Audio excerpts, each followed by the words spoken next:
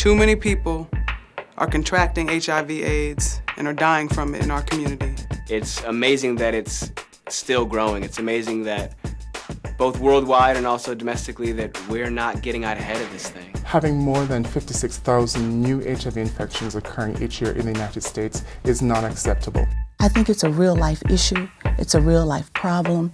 It touches the lives of millions and millions of people. It's a huge problem in our community. It's disproportionately a problem in our community. People of color and African American women particularly are affected by this crisis to a much greater degree. The African American community is particularly identified in the National HIV/AIDS Strategy as one of the populations at greatest risk for HIV. African Americans are nearly 50% of the estimated 1.2 million Americans living with HIV. When you educate yourself about these astounding statistics, I feel that you become powerful.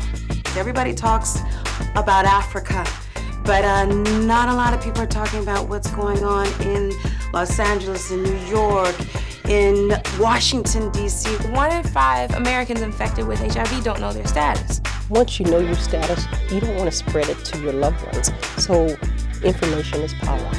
Know your status. We understand that there's empowerment when you know your status. It's imperative that you know your status. Like anything else, if you don't know, find out. There's no excuse anymore.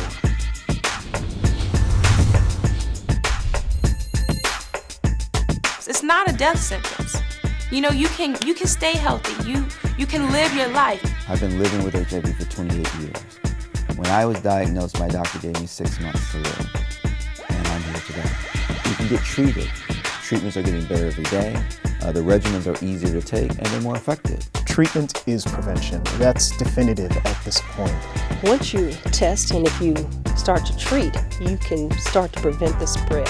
You know, if you really care about the African American community, about its future, about hope, and about change, and what all life has to offer, get tested.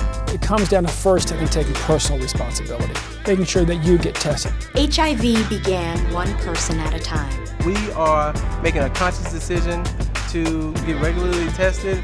And it will end one person at a time. It's our time now. It's our time to take responsibility and say we're going to do something about this. It really takes people deciding enough is enough. There's been a pendulum shift in our community, and now it's a requirement for us to take action. It's possible for us to actually change the course of AIDS in the Black community. I think we're going to see people take ownership of this. And to become engaged in this movement. The empowerment comes from an individual.